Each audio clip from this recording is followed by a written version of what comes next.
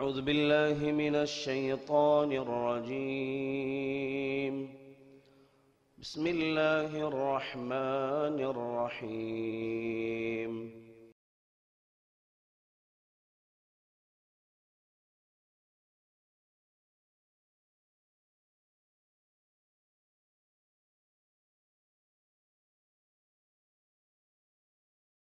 السلام عليكم ورحمة الله وبركاته. الحمد لله والصلاة والسلام على رسول الله وعلى آله وصحبه أجمعين، أما بعد، فأعوذ بالله من الشيطان الرجيم. بسم الله الرحمن الرحيم. يا أيها الذين آمنوا اتقوا الله حق تقاته ولا تموتن إلا وأنتم مسلمون. رب اشرح لي صدري ويسر لي أمري واحلل عقدة من لساني يفقهوا قولي. அன்பான சகோதரர்களே, பெரியவர்களே, தாய்மார்களே, இன்றைய குத்பா பேருரையின் தலைப்பு அல்லாஹுடைய தூதர் ரசூலுல்லாஹி ஸல்லல்லாஹு அலைஹி வஸல்லம் அவர்கள் இந்த உம்மத்தை எந்த அளவுக்கு நேசிக்கிறார்கள் என்கிற இந்த தலைப்பில் இறை தூதர் ஸல்லல்லாஹு அலைஹி வஸல்லம் அவர்கள் இந்த உம்மத்தின் மீது அவர்களுக்கு இருக்கிற அக்கறை, நேசம், பாசம், அதற்கான துவாக்கள், இவைகளை அல்லாஹ்வுடைய தூதர் ஸல்லல்லாஹு அலைஹி வஸல்லம் நமக்காக செய்திருக்கிறார்கள் என்றால் அவர்களை நாம் எந்த அளவுக்கு நேசிக்க வேண்டும் என்பதை புரிந்து கொள்ள முடிகிறது. அந்த அடிப்படையில் அல்லாஹ் ரப்பல் ஆலமீன் ரசூலுல்லாஹி ஸல்லல்லாஹு அலைஹி வஸல்லம் அவர்களை பற்றி குறிப்பிடுகிற பொழுது, இந்த உம்மத்திற்கு இறை தூதர் ஸல்லல்லாஹு அலைஹி வஸல்லம் நபியாக கிடைத்தது, ரசூலாக கிடைத்தது மிகப்பெரிய பாக்கியம். அல்லாஹ் தனது திருமறையில சொல்லி காட்டுகிறான், லக்கத் மன்னல்லாஹு அலல் முஃமினீன إذ بعث فيهم رسولا من أنفسهم يتلو عليهم آياته ويزكيهم ويعلمهم الكتاب والحكمة وإن كانوا من قبل لفي ضلال مبين என்று அல்லாஹ் ரப்பல் ஆலமீன் குறிப்பிடுகிறான். திட்டமாக மோமின்கள் மீது அல்லாஹ் பேர் உபகாரம் செய்திருக்கிறான், பெரிய உபகாரம் செய்திருக்கிறான். எதன் மூலமாக?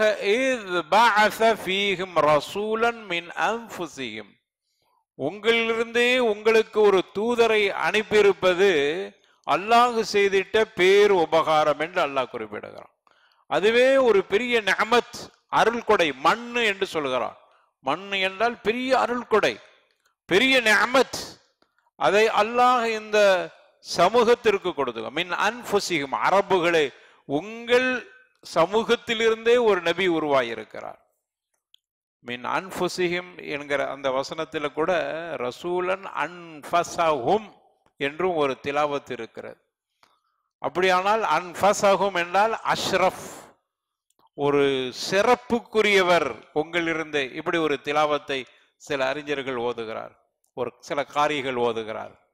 எனவே அந்த அடிப்படையில் இந்த தூதர் உங்களுக்கு அனுப்பப்பட்டது பேர் உபகாரம்.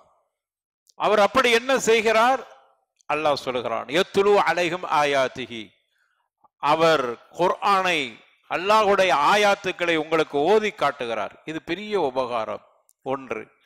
அடுத்து ஸக்கீஹிம், அவர்களை ஷிர்க்கிலிருந்து, பாவத்திலிருந்து தூய்மைப்படுத்துகிறார். தஸ்கியத் அவர் செய்கிறார்.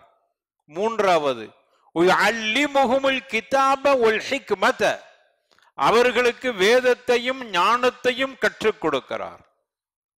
இந்த மூன்று காரியத்தை அவர் செய்கிறார் என்று சொன்னால் அல்லாஹ் உங்களுக்கு செய்திருக்கிற பேர் உபகாரம், பெரிய நிஅமத். உங்களிருந்த ஒரு தூதர், படிப்பறிவில்லாத உம்மி சமூகத்திற்கு உம்மி நபி ஆசிரியராக வருகிறார். பெரிய விந்தை அதுதான். ஒரு படிப்பறிவில்லாத மக்களுக்கு படித்திட்ட ஒருவர் நபியாக வர வேண்டும். அதுதானே ஆசிரியராக இருக்கிறவர் அந்த சமூகத்தை விட படித்தவராக இருக்க வேண்டும். படித்தவர் தான் படிக்காத மக்களுக்கு ஆசிரியராக இருக்க வேண்டும். அதுதான் உலக நீதி. அல்லாஹ் அதிலையும் ஒரு ஆச்சரியத்தையும் ஒரு குதிரத்தையும் அல்லாஹுடைய ஆற்றலையும் அங்கு நிரூபித்து காட்டுகிறார். படிக்காத சமூகத்துக்கு படிக்காத ஒருவர் ஆசிரியராக வருகிறார். படிக்காத மக்களுக்கு படித்து கொடுப்பதற்கு ஆசிரியராக வந்தவர் அவர் படித்து கொடுத்திருப்பார், ஆனா மக்களை பண்படுத்த முடியாது. ஆனா இந்த நபி படிக்காத நபி படிக்காத மக்களுக்கு படித்து கொடுக்க வந்து படித்து கொடுத்து அவர்களை அவர்களை தூய்மைப்படுத்துகிறார். பெரிய ஒரு நிஅமத்தை அல்லாஹ் ரப்பல் ஆலமீன் இந்த தூதரின் மீது தூதரின் மூலமாக நிகழ்த்தி காட்டுகிறார். நமக்கெல்லாம் படித்து கொடுத்த ஆசிரியர்கள் நமக்கு கல்வியை கற்றுக் கொடுத்திருப்பார்கள், நம்மை பரிசுத்தப்படுத்தியிருக்க முடியாது.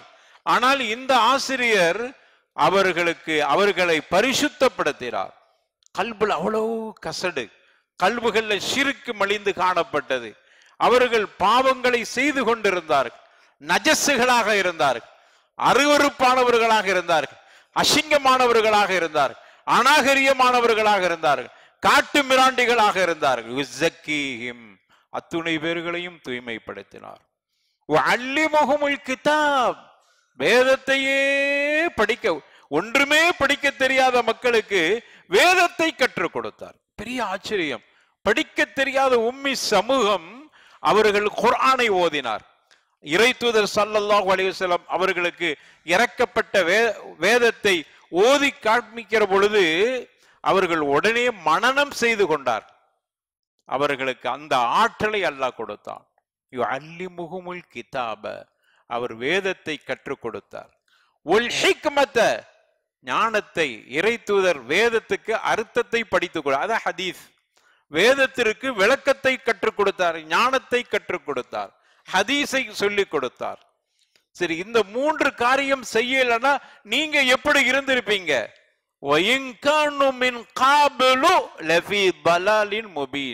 இதற்கு முன்னால் உங்களுடைய நிலை என்ன தெரியுமா?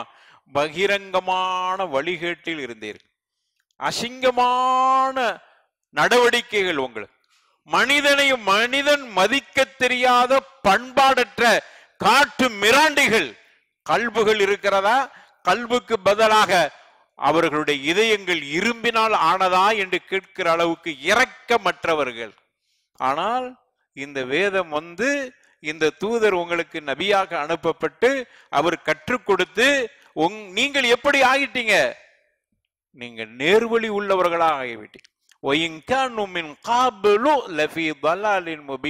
இதற்கு முன்னால் வழிகேட்டிலே நீங்க இருந்தீர்கள் என்பதை ரப்புல் ஆலமீன் குறிப்பிட்டு இதை வைத்துத்தான் அல்லாஹ் சொல்கிறான், லக்கது மன்னல்லாஹு அலல் முஃமினீன், மோமின்கள் மீது திட்டமாக, லக்கது உறுதியாக திட்டமாக பேர் உபகாரம் செய்திருக்கிறோம். இது பேர் உபகாரம் இல்லாமல் என்னவென்று சொல்வது?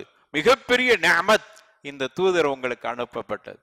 அடுத்த வசனத்தில் அல்லாஹ் சொல்கிறான், லக்கத் ஜாஅக்கும் ரசூல், இந்த தூதரை பற்றி சொல்றான். எவ்வளவு இந்த தூதர் உங்கள் மீது அக்கறை உள்ளவர் தெரியுமா? லக்கத் ஜாஅக்கும் ரசூலும் மின் அன்ஃபுசிக்கும் அஸீஸ், இங்கே கூட அன்ஃபஸக்கும் என்று முன்ன போக்கிட்ட அன்ஃபஸக்கும் என்று ஓதி இருக்கிறாங்க. அப்ப லக்கத் ஜாஅக்கும் ரசூலும் மின் அன்ஃபுசிக்கும் அஸீஸுன் அலைஹி மா அனித்தும் ஹரீஸுன் அலைக்கும் பில் முஃமினீன் ரவுஃபுன் ரஹீமுன் என்று ரப்புல் ஆலமீன் இறை தூதரை பற்றி இப்படி சிலாகித்து சொல்கிறான். எப்படிப்பட்டவர் தெரியுமா? உங்களிலிருந்தே உங்களுக்கு ஒரு தூதர் திட்டமாக அனுப்பப்பட்டிருக்கிறார். அசீஸ், ரொம்ப ரொம்ப வேதனைப்படுகிறார், கஷ்டப்படுகிறார். அலைஹி மானித்தும், உங்களுக்கு ஒரு தங்கடம், ஒரு கஷ்டம், ஒரு நெருக்கடி வந்து விட்டால் அவரால் தாங்கிக் கொள்ள முடியவில்லை, அந்த அளவுக்கு வருத்தம் கொள்கிறார். அசீஸ். ஹரீசுன் அலைக்கும் பில் முஃமினீன், மூமின்கள் மீது அவருக்கு மிகப்பெரிய ஆர்வமும் ஆவலும் இருக்கிறது. எல்லோரும் மன்னிக்கப்பட்டு சொர்க்கம் செல்ல வேண்டும் என்கிற ஆர்வம் இருக்கிறது மோமின்கள் மீது. ரவுஃப் ரஹீம், அல்லாஹ்வுடைய பெயர் ரவுஃப் ரஹீம் என்பது அல்லாஹ்வுடைய இஸ்முகளில் ஒரு 2 பெயர்களை தன்னுடைய தூதருக்கு. ரவுஃப், அவர் இரக்கம் உள்ளவர். ரஹீம், கருணை உள்ளவராக இருக்கிறார். இரக்கமும் இருக்கிறது, கருணையும் இருக்கிறது. அது மட்டுமல்ல, மூமின்கள் மீது பேர் அவா இருக்கிறது, அவர்கள் சொர்க்கம் போக வேண்டும் என்று. மோமின்களுக்கு ஒரு கஷ்டம், ஒரு நெருக்கடி, ஒரு ஆபத்து, ஒரு அபாயம் என்று வருகிற பொழுது அசீஸ் ரொம்பவும் கஷ்டப்படுகிறார், வருத்தப்படுகிறார். இப்படிப்பட்ட தூதர் உங்களுக்கு அனுப்பப்பட்டிருக்கிறார் என்று அல்லாஹ் ரப்பல் ஆலமீன் இந்த தூதரை இந்த அளவுக்கு சிலாகித்து சொல்றார். அந்த அளவுக்கு நம் மீது, இந்த உம்மத்தின் மீது அவர்கள் அவ்வளவு தூரத்திற்கு ஆர்வமும் ஆசையும் பாசமும் வைத்திருக்கிறார். அதனாலதான் இறை தூதர் ஸல்லல்லாஹு அலைஹி வஸல்லம் உம்மத்திற்கு கஷ்டம் வந்துவிடக் கூடாது என்பதற்காக மார்க்கத்தில் நிறைய விஷயங்களை நமக்கு சலுகை அடிப்படையில சொல்லி இருக்கிறாங்க. எந்த அளவுக்கு என்றால் ஒரு கட்டத்துல சொல்றாங்க, லவ்ல அன உஷுக்க அல உம்மதி லஅமர்தஹும், அல்லாஹ்வுடைய தூதர் ஸல்லல்லாஹு அலைஹி வஸல்லம் லஅமர்துஹும் பிஸ்ஸிவாக், உங்கள் மீது கஷ்டம் இல்லை என்றால், உம்மத்து உங்கள் மீது கஷ்டம் இல்லை என்று சொன்னால், ஒவ்வொரு ஒது செய்கிற நேரத்திலும், ஒவ்வொரு ஒதுவுக்கும் அல்லது ஒவ்வொரு தொழுகைக்காக வேண்டி சுத்தம் செய்கிற நேரத்தில் எல்லாம் நான் மிஸ்வாக்கு செய்வதை, பல் துலக்குவதை கடமையாக்கி இருப்பேன். ஆனா கடமை இல்லை, சுன்னா. அது பல் துலக்கிக் கொள்வது ஒதுவுடைய சுண்ணத்துக்களில் ஒன்று. ஆனால் உங்கள் மீது கஷ்டம் வந்துருமேங்கிறதுக்கு தான் சுண்ணத்தாக்கி இருக்கிறேன். உங்கள் மீது கஷ்டம் இல்லை என்றால் ஒதுவுடைய ஃபர்துகளில் ஒன்றாக பல் துலக்குவதை ஆக்கியிருப்பேன். ஆனா உம்மத்துக்கு கஷ்டம் கொடுத்துடக்கூடாது என்று, உம்மத்திற்கு கஷ்டம் வரக்கூடாது என்பதில் மிகவும் கவனமாக இருந்தார் இந்த தூதர் என்பதை இந்த செய்தி நமக்கு தெளிவுபடுத்துகிறது. அருமையானவர்களை, ஒருமுறை ரசூலுல்லாஹி ஸல்லல்லாஹு அலைஹி வஸல்லம் சஅத் இப்னு அபி வக்காஸ் அறிவிக்கிறாங்க ரலியல்லாஹு அன்ஹு, ஒரு கிராமத்திலிருந்து, உயர்ந்த இடத்திலிருந்து வந்தார்கள். ஆலியா என்கிற இடத்திலிருந்து வந்தார்கள். அப்படி வருகிற பொழுது அங்க ஒரு பள்ளிவாசல், பனு முஆவியா என்கிற பள்ளிவாசல், அதுக்குள்ள நுழைந்தாங்க.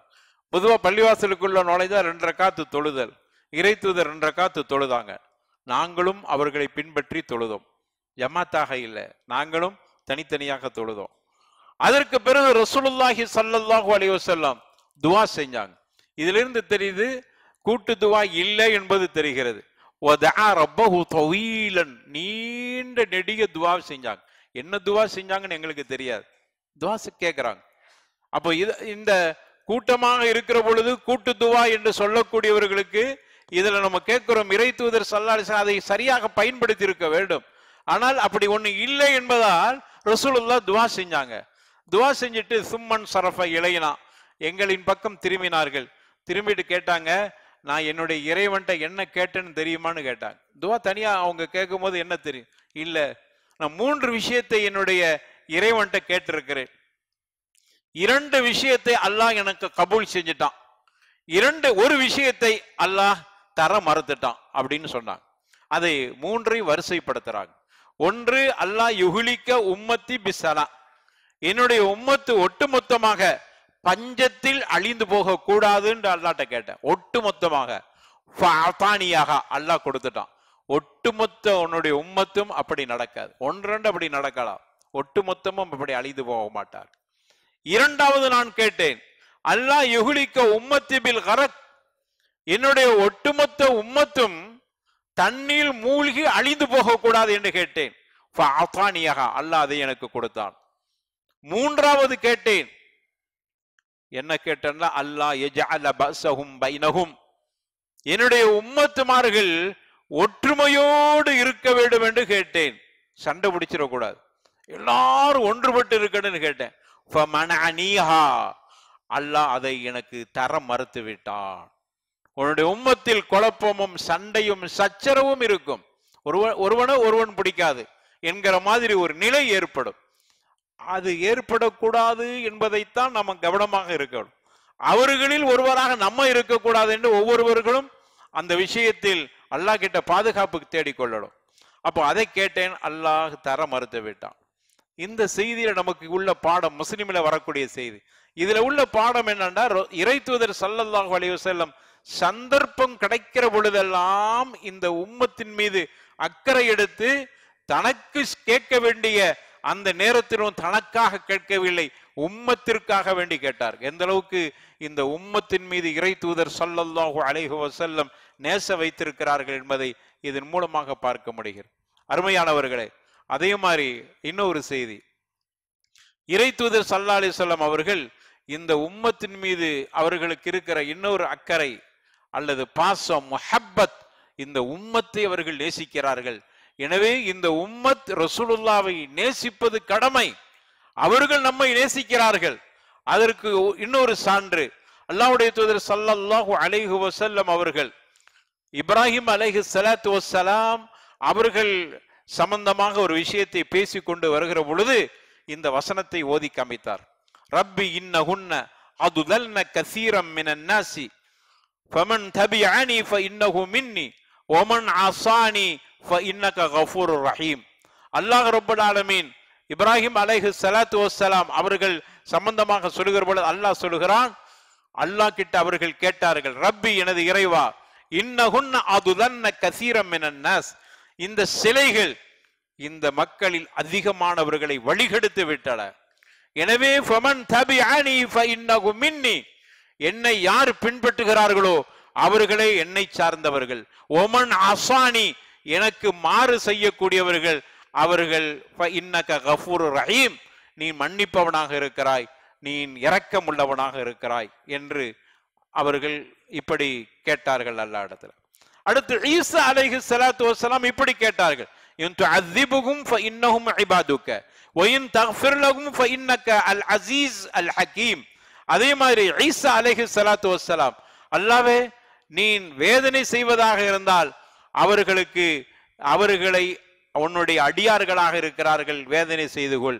வ இன் தக்ஃபிர் லஹும், அவர்களை மன்னிப்பதாக இருந்தால் நீ மன்னித்து விடு, ஏனென்றால் நீ மிகைப்பவனும் நுட்பமானவனமாக இருக்கிறாய் என்று துவா கேட்டார். இந்த ரெண்டையும் சொல்லிட்டு ரசூலுல்லாஹி ஸல்லல்லாஹு, இதான் இந்த உம்மத்தின் மீது அவர்களுடைய அக்கறை. இப்ராஹிம் அலைஹிஸ்ஸலாம் சொல்லிட்டாங்க, என்னை பின்பற்றவன் அவன் என்னை சார்ந்தவன், எனக்கு மாறு செய்யக்கூடியவன் என்னை சார்ந்தவன் இல்லை, நீ மன்னிக்கிறானா மன்னி. அதே மாதிரி ஈசா அலைஹிஸ்ஸலாத்து வஸ்ஸலாம் அவர்களும் தன்னுடைய உம்மத்து விஷயத்தில் அப்படித்தான் சொன்னார், நீ தண்டித்தால் அவர்கள் உன்னுடைய அடியார்கள், நீ தண்டிக்க உரிமை இருக்கிறது, நீ மன்னித்தால் அது உன் பக்கத்தில் உள்ளதாக இருக்கிறது, உன்னை சார்ந்ததாக இருக்கிறது. ஆனா இறை தூதர் அப்படி கேட்க இல்லை. அல்லாஹ்வுடைய தூதர் ஸல்லல்லாஹு அலைஹி வஸல்லம் இந்த வசனத்தை ஓதிவிட்டு அவர்களுடைய கைகளை உயர்த்தி அல்லாஹும்ம உம்மதி அல்லாஹும்ம உம்மதி அல்லாஹும்ம உம்மதி, அல்லாஹ்வே எனது உம்மத்தை பாதுகாப்பாயாக, எனது உம்மத்தை மன்னிப்பாய். அந்த உம்மத்தின் மீது எவ்வளவு அக்கறையும், இந்த உம்மத்தின் மீது எவ்வளவு பாசமும், இந்த உம்மத்தின் மீது அவர்களுக்கு இருக்கிற உரிமையை பாருங்கள். இந்த உம்மத்தை அல்லாஹ் நீ மன்னித்து விடு என்று அழுதார்கள், கடுமையாக அழுதார். அல்லாஹ் ரப்பல் ஆலமீன் அவர்கள் அழுவதை கவனிக்கிறான். ஜிப்ரீலை அழைத்து, ஜிப்ரீலை இத்ஹப் இலா முஹம்மத், முஹம்மதிடம் நீங்கள் செல்லுங்கள், அவர் அழுதுகிட்டு இருக்கிறார், அவர் எதுக்கு அழுகிறார் எனக்கு தெரியும், இருந்தாலும் நீங்க போய் கேளுங்கள், அவரிடத்துல போய் ஏன் அழுகிறீங்கன்னு கேளுங்க. ஜிப்ரீல் அலைஹிஸ்ஸலாத்து வஸ்ஸலாம் வர்றாங்க. இமாம் புகாரி ரஹ்மத்துல்லாஹி அலைஹி, இமாம் முஸ்லிம் ரஹ்மத்துல்லாஹி அலைஹி இதை பதிவு செஞ்சிருக்கிறாங்க. ஜிப்ரீல் அலைஹிஸ்ஸலாத்து வஸ்ஸலாம் வர்றாங்க. ரசூலுல்லாஹி ஸல்லல்லாஹு அலைஹி வஸல்லம் அவர்களை பார்த்து, இர்ஃபா ரஸக யா முஹம்மத், உங்களுடைய தலையை உயர்த்துங்கள், அழுவதை நிறுத்துங்கள். மா யுபகீக், ஏன் அழுகிறீங்க? அல்லாஹ் தெரிந்து கொண்டே கேட்கிறான், உங்களிடத்தில் கேட்க சொல்லி இருக்கிறான், ஏன் அழுகிறீங்க? உடனே அவர்கள் சொன்னார்கள், என்னுடைய உம்மத்தை காப்பாற்ற வேண்டும், என்னுடைய உம்மத்திற்கு கருணை கிடைக்க வேண்டும். அல்லாஹ்வுக்கு ஆற்றல் இருக்கிறது, அவனுடைய அடியார்களை தண்டிக்கலாம் மன்னிக்கலாம், ஆனா என்னுடைய உம்மத்து விஷயத்தில் அல்லாஹ் மன்னிக்க வேண்டும் என்று அழுகிறேன் என்று சொன்ன செய்தி, அதை ஜிப்ரீல் அலைஹிஸ்ஸலாத்து வஸ்ஸலாம் அல்லாஹ்வுக்கு சொல்றாங்க. உடனே அல்லாஹ் அதுக்கு பதில் சொன்ன, அனஸனுருதீக ஃபீ உம்மதிக என்று சொன்னார். உங்களுடைய உம்மத்து விஷயத்தில நாம் நீங்க திருப்திப்படுற மாதிரி நாம் நடந்து கொள்வோம். அல்லாஹ் வாக்குறுதி கொடுத்துட்டான். முஹம்மதே, உங்களுடைய உம்மத்து விஷயத்தில் நீங்க எப்படி திருப்தி அடைவீர்களோ அது போன்று நாங்கள் நடந்து கொள்வோம். வல நசுஉக, உங்களை கவலை கொள்ற மாதிரி நாங்கள் நடக்க மாட்டோம் என்று ஜிப்ரீலே நீங்க அல்லாஹ் சொன்னதாக சொல்லுங்கள் என்று அல்லாஹ்வுடைய தூதருக்கு இப்படி சொல்லப்பட்டார். அப்படியானால் இந்த உம்மத்தின் மீது ரசூலுல்லாஹி ஸல்லல்லாஹு அலைஹி வஸல்லம் அவர்கள் எந்த அளவுக்கு அக்கறை உள்ளவர்களாக இருந்திருக்கிறார்கள் என்பதை இந்த செய்தி நமக்கு காட்டுகிறது. மட்டுமல்ல, இந்த உம்மத்தின் மீது அவ்வளவு பாசம். எந்த அளவுக்கு என்றால் அல்லாஹ்வுடைய தூதர் ஸல்லல்லாஹு அலைஹி வஸல்லம் சொல்றாங்க, எல்லா நபிமார்களுக்கும் ஒரு வாய்ப்பை சிறப்பு துவா செய்வதற்கு அல்லாஹ் வாய்ப்பு கொடுத்திருக்கான். எல்லா நபிக்கும் லிகுல்லி நபியின் தஅவா, எல்லா நபிக்கும் சிறப்பு துவா செய்வதற்கு அல்லாஹ் வாய்ப்பு கொடுத்திருக்கான். அந்த வாய்ப்பை எல்லா நபிமார்களும் பயன்படுத்தி கொண்டார். அது சிறப்பு துவா எது விஷயமா தெரியுமா? அவர்களுடைய சமூகம் விஷயமாக, அவர்களுடைய உம்மத்து விஷயமா. ஈசாக்கு, மூசாக்கு, அதே மாதிரி யஹ்யா என்று இப்படி இப்ராஹிம் அலைஹிமுஸ்ஸலாத்து வஸ்ஸலாம் எல்லா நபிமார்களுக்கும் அந்த வாய்ப்பை கொடுத்தான். உங்களுடைய உம்மத்து விஷயத்தில் நீங்க எது வேண்டுமானாலும் கேட்கலாம் என்று சிறப்பு துவாவுக்கு அனுமதி கொடுத்தான். அவர்கள் கேட்டார்கள். ஆனா ரசூலுல்லாஹ் சொல்றாங்க, வஹபது தஅவதி, எனக்கும் அப்படி ஒரு வாய்ப்பு கொடுக்கப்பட்டது. முஹம்மதே, நீங்களும் உங்களுக்கும் ஒரு சிறப்பு துவா உங்களுடைய உம்மத்து சம்பந்தமாக கேட்பதற்கு நான் தருகிறேன், அனுமதி தருகிறேன், கேட்டுக்கொள்ளுங்கள் என்று. ஆனால் நான் என்ன பண்ணேன்? நான் அதை பத்திரப்படுத்தி கொண்டேன், என்னுடைய துவாவை பத்திரப்படுத்தி கொண்டேன். எனக்கு அந்த வாய்ப்பு கிடைத்தது, நான் கேட்கவில்லை, பத்திரப்படுத்தி கொண்டேன். ஷஃபாஅத்தன் லி உம்மதி, எதற்கு தெரியுமா? கியாமத் நாளையில எனது உம்மத் நெருக்கடியில் இருக்கிற பொழுது அவர்களுக்கு ஷஃபாஅத் செய்வதற்கு அந்த சந்தர்ப்பத்தை பயன்படுத்தி கொள்ள வேண்டும் என்பதற்காக வேண்டி நான் அதை பத்திரப்படுத்தி கொண்டேன், சேமித்துக் கொண்டேன். இந்த உம்மத்திற்காக கியாமத் நாளையில நெருக்கடியான சந்தர்ப்பத்தில் பரிந்துரையே கிடையாது என்கிற பொழுது இந்த விசேஷ சலுகையில் என்னுடைய உம்மத்து விஷயத்தில் பரிந்துரை செய்வேன் என்று ரசூலுல்லாஹி ஸல்லல்லாஹு அலைஹி வஸல்லம் அவர்கள் சொன்ன செய்தி சஹீஹ் முஸ்லிமிலே பதிவு செய்யப்பட்டிருக்கிறது. என்றால் இந்த உம்மத்தின் மீது ரசூலுல்லாஹுக்குள்ள அக்கறை, ஆர்வம், ஆசை, முஹப்பத் எந்த அளவுக்கு இருக்கிறது.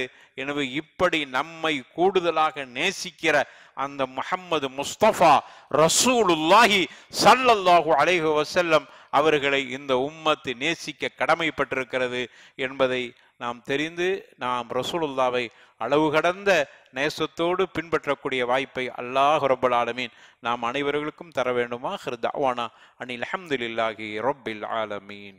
அல்ஹம்துலில்லாஹ் வஸ்ஸலாத்து வஸ்ஸலாமு அலா ரசூலில்லாஹ் வ அலா ஆலிஹி வ அஸ்ஹாபிஹி அஜ்மஈன். அம்மா பஅத். ஃபஅஊது பில்லாஹி மினஷ் ஷைத்தானிர் ரஜீம். பிஸ்மில்லாஹிர் ரஹ்மானிர் ரஹீம். யா அய்யுஹல்லதீன ஆமனு தக்குல்லாஹ ஹக்க துகாத்திஹி வலா தமூதுன்ன இல்லா வ அன்தும் முஸ்லிமூன். அன்பான சகோதரர்களே, பெரியவர்களே, நம்ம அடிக்கடி சொல்லுகிற சில அறிவுரைகள்.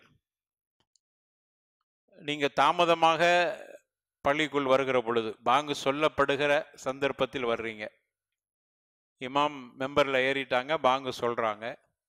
அப்படி வருகிற பொழுது நம்ம ஏற்கனவே பல தடவை வலியுறுத்தி இருக்கிறோம், பாங்கு முடிகிற வரைக்கும் நிற்க தேவையில்லை, பாங்கு சொல்லிக்கிட்டு இருக்கும் போதே நீங்க 2 ரக்காத்து தொழுதுருங்க. குறிப்பாக தாய்மார்களுக்கு, அந்த பகுதியில் தாய்மார்கள் அந்த விஷயத்துல கொஞ்சம் கவனக்குறைவா இருக்கிறதா கேள்விப்படுகிறேன். எனவே பாங்கு முடிகிற வரைக்கும் நீங்கள் காத்திருக்க தேவையில்லை, பாங்கு சொல்லிட்டு இருக்கும் போதே நீங்க தொழுது வேகமாக தொழுதுட்டு ஹுத்பாவை கேட்பதற்கு முக்கியத்துவம் கொடுக்க வேண்டும். இது நமக்கு மார்க்க அறிஞர்கள் நமக்கு ஃபத்வா கொடுத்திருக்கிறாங்க. பாங்குக்கு பதில் சொல்வதா ஹுத்பாவை கேட்பதா என்றால் ஹுத்பாவை கேட்பதுதான் முன்னுரிமை. அதுல தொழுகை 2 ரக்காத்து தொழ வேண்டும் என்பதனால் வேகமா தொழுதுட்டு உட்கார்ந்துடணும். எனவே அதனால நின்றுகிட்டே இருந்து பாங்கு முடிகிற வரைக்கும் நின்று காத்திருக்க வேண்டும் என்பது கிடையாது. இது ஒன்று. அடுத்தது தாய்மார்கள், குறிப்பாக தாய்மார்கள், நீங்க உட்கார்ந்து இருக்கிறது பள்ளிவாசல், இறையில் மறந்துடாதீங்க. நம்ம வீடல்ல, நம்ம முடுக்கு இல்லை, நம்ம திண்ணை இல்லை, நம்ம உட்கார்ந்து பேசிட்டு இருக்கிற சபை அல்ல, அது பள்ளிவாசல். எனவே பள்ளிவாசலுக்கு உள்ள வரக்கூடிய தாய்மார்கள் கண்டிப்பாக உங்களுடைய பேச்சுக்களை எல்லாம் வெளியே விட்டுட்டு தான் இங்க உள்ள வரணும். பேசணும் அப்படிங்கிற மாதிரி இருந்தா தொழுகை முடிந்த பிறகு வெளியில போய் பேசிக்கலாம். பள்ளிவாசல உட்கார்ந்துகிட்டு தேவையில்லாத பேச்சுக்கள் தயவு செய்து பேசாதீங்க. இபாதத் செய்யக்கூடியவங்களுக்கு மிகப்பெரிய ஒரு பாவத்தை, நெருக்கடியை நம்ம கொடுக்கிறோம். அதனால் நமக்கு பாவம் வந்துடக்கூடாது. இது கவனத்தில் வைத்துக் கொள்ளுங்கள். மூன்றாவதாக, பள்ளிவாசல்ல இங்க மின்விசிறிகள் போடப்பட்டிருக்கிறதுனால் வரக்கூடியவங்க தொழுகும் போது இங்க ஏசி கூட ஓடிக்கிட்டு இருக்கு உள்பள்ளியில. ஏனென்றால் வரக்கூடியவங்களுக்கு சிரமம் ஏற்படக்கூடாது, அதனால தொழுகையின் கவனம் செதறிவிடக்கூடாது என்பதற்காக அல்லாஹ் வாய்ப்பை தந்திருக்கிறான். பரக்கத்தை செஞ்சிருக்கிறான். இதை மாதிரி ஏற்பாடு அதே மாதிரி உங்கள் பகுதியில மின் விசிறிகள் ஏராளம் போடப்பட்டிருக்கிறது. நம்மள நிறைய பேர் எதுல கஞ்சத்தனம் பண்ணணும் அப்படிங்கிறது தெரியல. அதுக்கு பேர் இஸ்ராஃபா. ஃபேனை போட்டு விடுங்க, கொஞ்சம் ஓடட்டுமே, அதுக்காக வேண்டி என்ன ஆயிர போகுது. இமாம் வந்த உடனே 10 பேர் தானே, ஒரு சஃப் தானே இருக்குது, எதுக்கு அங்கெல்லாம் வேஸ்டா ஓடுது அப்படின்னு நினைக்கிறது. அப்படி நினைக்கிறதா என்ன நடக்குது, அப்புறம் மக்கள் வரும் பொழுது கவனம் செதறுது. ஒரு ஆள் அங்க உட்கார்ந்துக்கிட்டு என்ன செய்யறதுன்னா போய் ஃபேனை போடுறது. ரசூலுல்லாஹ் ஸல்லல்லாஹு அலைஹி வஸல்லம் சொன்னாங்க, ஹுத்பா நடந்துகிட்டு இருக்கும்போது அங்க உள்ள கற்களையோ அல்லது எதையும் எடுத்து நீங்க விளையாடாதீங்க, உங்களுடைய ஜும்மாவுடைய பயனே போயிருந்துட்டாங்க. அங்க உள்ள மண்ணு தரதானே, உட்கார்ந்து அப்படியே கோடு கீழ்ச்சிறது அல்லது ஏதாவது அங்க உள்ள சிறு சிறு கற்களை எடுத்து கையில வச்சு விளையாடிட்டு குத்துபா கேட்பது என்பது கூட ரசூலுல்லாஹ் தடுத்திருக்கிறாங்க. நீங்க ஃபேனுக்கு அவனை எந்திரிச்சு போகும்போது உங்களுடைய குத்துபாவுடைய பயன் இல்லாம போயிடும். கொஞ்சம் ஓடட்டும், அதனால ஒன்னும் தப்பு இல்லை, அது இஸ்ராஃபும் இல்லை. ஒரு 2-3 ஃபேனை அதிகப்படியாக போட்டு விடுங்க, அதனால தப்பு இல்லை. எப்ப நான் சொல்றேன்னா முதல்ல போட்டு விடுங்கன்னு சொல்ல இல்லை. 12:30 மணி நம்ம இங்க ஏறிடுவோம் மெம்பர்லண்டா, ஒரு 5 நிமிஷத்துக்கு முன்னாடி போட்டுருங்க, அந்த ஆட்கள் வந்தாதான் போடுவோம் அப்படின்னு ஒருத்தர் உட்கார்ந்துகிட்டே எந்திரிச்சு அவருடைய கவனம் எல்லாம் யாரு வர்றாங்களான்னு பாக்குறது, அப்புறம் போய் ஃபேனை போடுறது. இது உண்மையிலே கேட்ட இஸ்ராஃப். அப்படிலாம் ஒண்ணும் இல்லை. உட்கார்ந்து பேசி கொண்டு இருப்பது மிகப்பெரிய தப்பு. குத்துபா மெம்பர்ல ஏறின பிறகு பேசுனா உங்களுடைய ஜும்மாவுடைய பலனே இல்லாமல் ஆகிவிடும். அவ்வளவு தூரம் வந்து நீங்க வந்ததுல எந்த அர்த்தமும் இல்லாம போயிடும். நிறைய பேர் என்னன்னா விஷயம் நான் சொல்றது எல்லாம் ஒன்னும் தெரியாதவர் செய்யறாங்க அப்படின்னு நினைக்காதீங்க. விஷயம் தெரிந்தவர்கள், குறிப்பாக பொறுப்பில் உள்ளவர்கள், அதான் மிகப்பெரிய ஒரு வேதனையாக இருக்கிறது. எவ்வளவு பெரிய விஷயம், பள்ளிவாசல்ல குத்பா நடந்துட்டு இருக்கும் போது நம்ம பேசிக்கிட்டு இருந்தா எவ்வளவு பெரிய ஒரு பாவம் அப்படிங்கிறத பொறுப்புல உள்ளவங்க புரிந்து கொள்ள வேண்டும். எனவே குத்பா மெம்பர்ல ஏறின பிறகும் பேசி கொண்டு இருக்கிறார். நீங்க பிள்ளைகளை அழைச்சிட்டு வரக்கூடாதுன்னு சொல்லவே முடியாது யாராலும். குழந்தைகளை தாராளம் அழைச்சிட்டு வாங்க, அவர்கள் சத்தம் போடுவார்கள், விளையாடுவார்கள், சிரிப்பார்கள், அதெல்லாம் தடையே இல்லை. ரசூலுல்லாஹ் தடுக்காத வரைக்கும் நம்ம யாருக்கும் தடுக்க உரிமை இல்லை. ஆனால் அந்த பிள்ளைகளோட உட்கார்ந்து நம்ம பேசிட்டு இருக்க கூடாது. பிள்ளைகள் அவர்களுக்கு மத்தியில பேசிட்டு இருந்தா இருக்கட்டுமே, நீங்க அந்த பிள்ளைய கூட்டிட்டு வந்து அங்க வந்து கொஞ்சிறது, பேசுறது, விளையாடுறது, அதுக்கா பள்ளிவாசலுக்கு வந்தோம்? ஹுத்பாவுடைய பயனை இழந்து விடுவீர்கள். இன்னும் சில நேரங்கள்ல ஹுத்பால உட்கார்ந்து தூங்குறது, மெம்பர்ல ஏறி ஹுத்பா பண்ண பெருமதி தூக்கம் வந்துடும். ரசூலுல்லாஹ் ஸல்லல்லாஹு அலைஹி வஸல்லம் அவங்களுடைய பேச்சை கேட்காமலேயே தூங்கி இருக்கிறாங்க. அல்லாஹ்வுடைய தூதர் மாதிரி யாரும் பேச முடியாது, அவர்களுடைய ஹுத்பாவிலேயே தூங்கி இருக்கிறாங்க. அதனால தான் ரசூலுல்லாஹ் அதை கண்டிக்கிறாங்க. எனவே ஒரு கால் நம்ம பேசுறதுல ஹுத்பால மெம்பர்ல ஏறின பிறகு நிறைய பேருக்கு ஷைத்தான் கேட்க விடாம தூக்கத்தை கொடுப்பான். கொடுத்தால் அதற்கு ஒரு தீர்வு ரசூலுல்லாஹ் சொல்லி இருக்கிறாங்க. உங்களுக்கு தூக்கம் வந்துட்டா நீங்க என்ன செய்யணும், தூங்கி உள்றது இல்லை, எந்திரிச்சு இடம் மாறி உட்காருங்க அல்லது போய் ஒதுக்கி செஞ்சுட்டு வாங்க. இது ரசூலுல்லாஹ் சொன்னாங்களா இல்லையா? அப்ப இந்த விஷயத்தை நம்ம பெரியவங்களாக இருக்கக்கூடியவங்க கூட கடைபிடிக்கிறது இல்லை. எனவே தயவு செய்து இந்த ஒழுங்குகளை பின்பற்றுங்கள். அப்ப நம்ம வர்றோம், அதுவும் குறிப்பாக பெண்கள் வர்றது நமக்கு பிரச்சனை இல்லை, ஆண்கள் கடமை அந்த கண்டிப்பா வந்து ஆகணும். பெண்கள் அப்படி அல்ல, அவர்களுக்கு எவ்வளவு வேலைகள் இருக்கிறது, வீட்டு வேலை எல்லாத்தையும் அவர்கள் ஒதுக்கி வைத்து விட்டு நன்மை கிடைக்கும் என்கிற எண்ணத்துல ஆர்வத்தோட இவ்வளவு சிரமப்பட்டு நீங்க வர்றீங்க. வந்து உங்களுடைய பயனை நீங்க இழந்துடுறீங்க, அல்லது அது மட்டும் இல்லாம அடுத்தவர்களுக்கு கிடைக்கக்கூடிய நன்மையும் அங்கு இழக்கப்படும். அதே மாதிரி சஃப்ல உட்கார்ந்துருந்தீங்கன்னா முன் சஃப்ல இருக்கக்கூடியவர்கள் உங்களுடைய இடம் அது. இந்த இடத்துல இவர் இருக்கிறாருன்னா இவரை எழுப்பி போட்டு நான் வந்து உட்காரக்கூடாது, லுல்ம், அது அநீதம். அப்படி ஆனால் அவர் முன்னாடி வந்தவர் முன்னாடி, இரண்டாவது வர்றவர் அப்படி வரிசையா உட்கார்ந்து இருக்கிறாங்க. அப்படி உட்கார்ந்து இருக்கும்போது கொஞ்சம் தாமதமா வர்றவங்க முன்னாடி வந்து எழுந்து நின்று கொண்டே நிக்கிறது, இவர்கள் எழுந்த உடனே இடம் கிடைக்கும் போது உள்ள இடையில நுழையிறது, அப்படி நுழையும் போது மற்றவர்களுக்கு இடையூறாக இருக்கிறது. எனவே தயவு செய்து இவைகளை எல்லாம் நீங்கள் இந்த விஷயங்கள் எல்லாம் கவனம் எடுத்துக் கொள்ளுங்கள். அதனால் நாம் பாவதாரிகளாக பாவத்தை சுமந்து செல்லக்கூடியவர்கள் ஆகிவிடக்கூடாது. எனவே வருங்காலங்களில் இப்படிப்பட்ட விஷயங்கள்ல இருந்து நம்முடைய பெண்கள் கவனத்தோடு பாதுகாப்போடு இருந்து கொள்ளுங்கள். பொறுப்பாளிகள் அந்த விஷயத்தில் கூடுதல் கவனம் எடுத்துக்கொள்ளுங்கள். அல்லாஹ் ரப்பல் ஆலமீன் நம்முடைய பாவங்களை மன்னித்து அவனுக்கு வகுப்பான அடியானாக ஆகுவதற்கு அல்லாஹ் தௌஃபீக் செய்வானாக. வாஹிர் தஅவானா அல்ஹம்துலில்லாஹி ரப்பில் ஆலமீன். வலதிக்ருல்லாஹி அக்பர் வல்லாஹு யஅலமு மா தஸ்னஊன்.